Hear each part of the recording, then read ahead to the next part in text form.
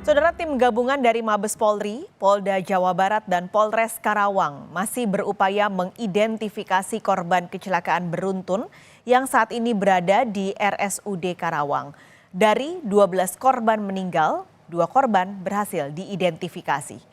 Proses identifikasi korban tewas akibat kecelakaan maut di ruas tol Jakarta Cikampek terus dilakukan. Kondisi luka pada tubuh jenazah menjadi kendala sulitnya identifikasi korban.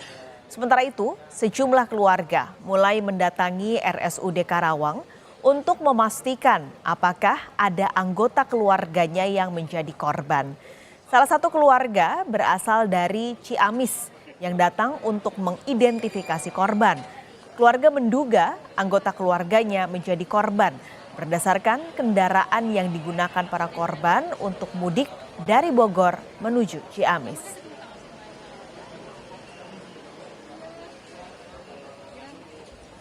Dan sekarang saat ini, saudara, identifikasi masih terus dilakukan untuk korban yang masih berada di RSUD Karawang, Jawa Barat.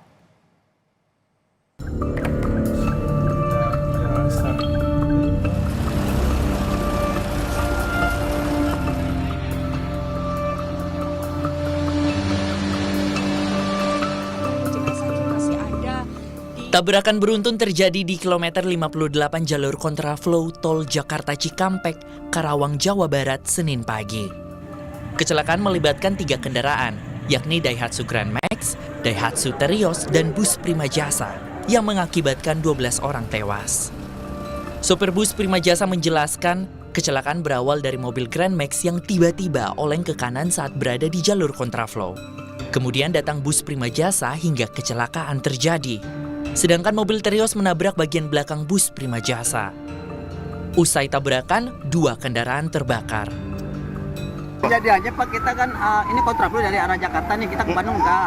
Kita kan emang ada posisi kanan gitu kan, terus.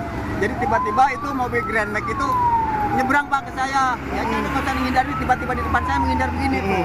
Nonong ini ada kakinya ada tuh di saya juga. Kalau udah dia suruh telepon sama saya. Mobil Prima Jasa, Bapak? Iya beradu sama saya, dia ngaduin saya akhirnya kan. Kalau mobil yang itu adanya posisinya di kiri, kayaknya kena mobil saya langsung balik begitu dia.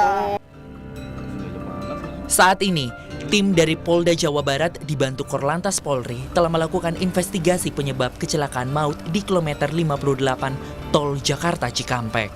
Dari hasil sementara berdasarkan rekaman CCTV, kecelakaan terjadi di lajur kontraflow. Ya itu, kayak seperti saya tadi, Grand Max ini datang dari Jakarta, ya, dari arah Jakarta menuju ke timur menggunakan kontraflow di TKP. Itu ini menurut pantauan sementara dari CCTV itu oleng ke kanan sehingga menabrak bis dan menabrak kendaraan lainnya yang ada di belakang bis. Saat ini seluruh korban tewas berada di RSUD Karawang untuk proses identifikasi. Polisi juga membuka posko antemortem bagi keluarga untuk memudahkan identifikasi. Dari 12 korban tewas, 2 diantaranya telah berhasil diidentifikasi. Keduanya merupakan warga Ciamis dan Kudus. Yang Grand Max itu juga sudah dipastikan jumlah penumpangnya 12 orang dan semuanya meninggal. Semuanya meninggal, kemudian dari segi identitas, sementara yang bisa diketemukan ada 2. Yang pertama itu ada KTP dari Ciamis, kemudian yang kedua dari Inavis diketemukan dari berdasarkan identifikasi yang ada di badannya yang masih bisa dikenali, itu berasal dari Kudus. Hingga kini, proses identifikasi terhadap korban tewas dalam kecelakaan di ruas tol Jakarta Cikampek kilometer 58 masih berlangsung. Polisi akan melibatkan Kementerian Perhubungan dan KNKT untuk menyelidiki penyebab kecelakaan ini. Tim Liputan, Kompas TV.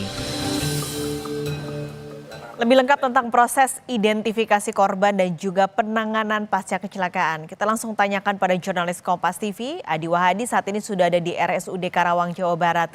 Adi, jadi sejauh ini apakah sudah ada tambahan lagi korban yang berhasil diidentifikasi?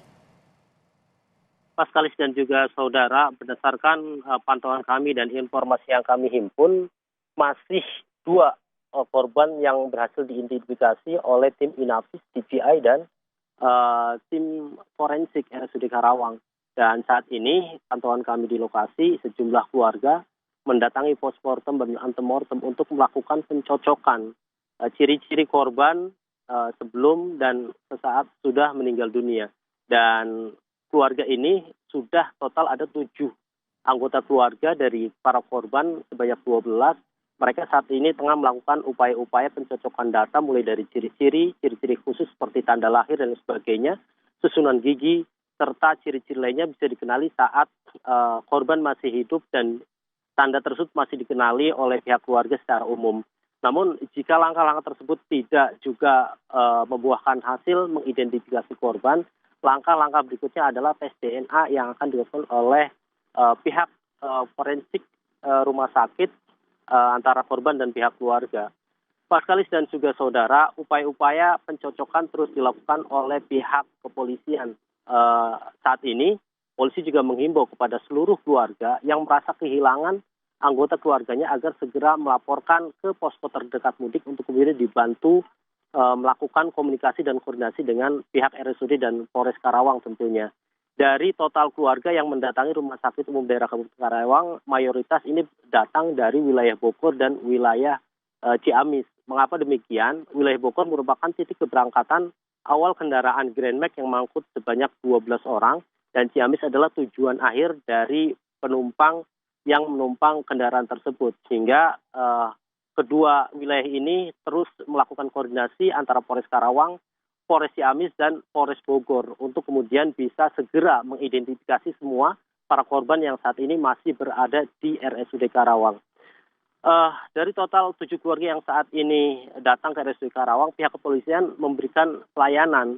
Mereka yang menunggu hasil identifikasi, pihak kepolisian dari Polres Karawang menempatkan mereka di hotel terdekat untuk kemudian apabila diperlukan terus dipanggil, pencocokan dan sebagainya.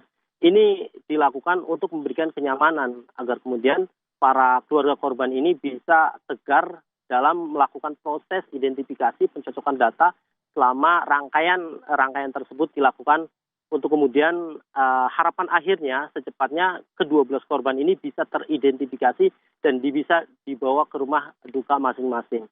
Dan saat ini pantauan kami juga ada sejumlah keluarga yang kemudian terus berdatangan. Total ada sekitar 9 atau 8 anggota keluarga yang terus datang. Dan mereka langsung mendaftar untuk datang mencocokkan segala identitas dan kesamaan jenis atau ciri-ciri para korban agar kemudian bisa teridentifikasi, Paskalis. Oke, ada 8-9 anggota keluarga yang Anda pantau sampai siang ini ada di RSUD Karawang. Itu adakah yang identifikasi ataupun barang-barang yang harus dibawa oleh keluarga korban untuk membantu identifikasi korban supaya bisa lebih cepat, Adi? Ada syarat untuk bisa membantu percepatan identifikasi. Salah satunya adalah foto korban ketika masih dalam kondisi hidup. Artinya ini cukup dibutuhkan mengingat ciri-ciri tersebut sangat membantu untuk melihat kondisi fisik pasca meninggal dan sebelum meninggal.